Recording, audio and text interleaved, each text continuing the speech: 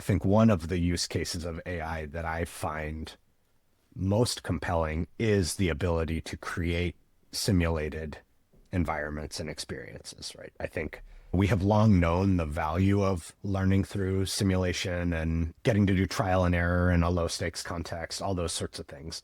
But one of the biggest barriers was always just the mechanics of creating the simulation. It's a lot of work to even just write a tabletop written scenario exercise, right? Let alone actually create realistic client specs for a building and then have somebody create a design and then evaluate it and do all that. AI is simplifying all of those pieces of it. And so I think, yes, training will take advantage of AI almost undoubtedly. There will be opportunities to supplement real world experience with simulated experience. And it helps solve some of the challenges that we see, I mean, in all knowledge intensive work, right? I have a crossover story between our two worlds to share with you. Yeah. So one of our clients, Todd Henderson from Boulder Associates, spoke at our conference this year, and he built a simulator to help architects who had never worked in a healthcare setting before understand what it's like to go into a user group meeting full of a couple busy surgeons and hospital administrators. He actually built different roles and backstories for these people and would go in and you're trying to understand what they need or pitch a design and you're just getting grilled. How does this apply to me? And so it was like getting reps just even in these human to human, kind of interactions. Yeah, I like that. And as someone married to a surgeon, you do have to practice sometimes presenting to them if you want to get an idea actualized.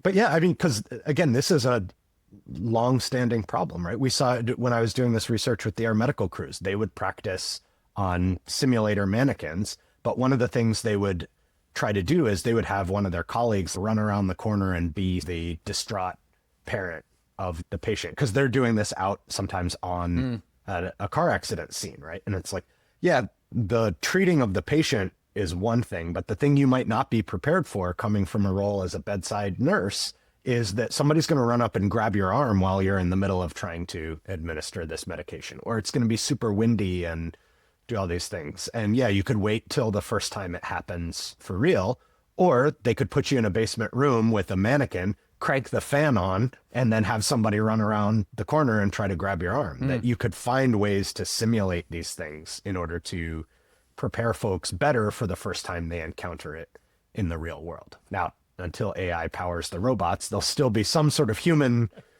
bit that we need to do. But I think a lot of these scenarios and things you can do in a fairly convincing manner with AI, and they're more realistic than some of the old school pre-recorded video cases and things like that. So I see huge upside there. No, I agree with you. And I think one of the challenges also is that oftentimes the people that need to write these scenarios are the busiest people in your organization.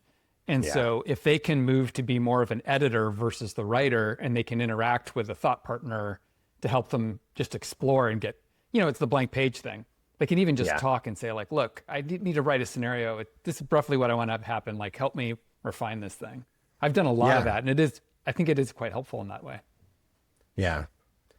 I think it also, will allow these things, again, to be scalable and adjustable in ways that stories might have been too limited for. Because the story is a recounting of one event, right?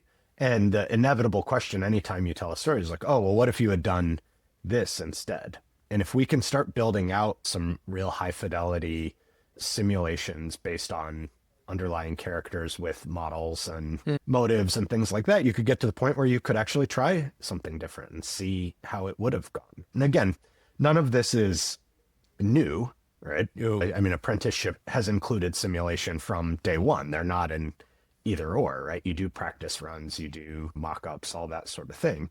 But now we might be able to do it just at a scale that we wouldn't have thought of before, and go back and switch out actions and things that before you might have been able to reflect or debrief or talk about it afterwards, but you couldn't really go back and just get a second rep in, because who's going to sit there and have the exact same pretend client interaction with you 8 times to help you prepare for your first pitch meeting?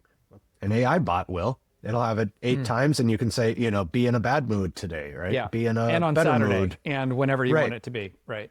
Yeah. Right. So I think that will be a real scaler.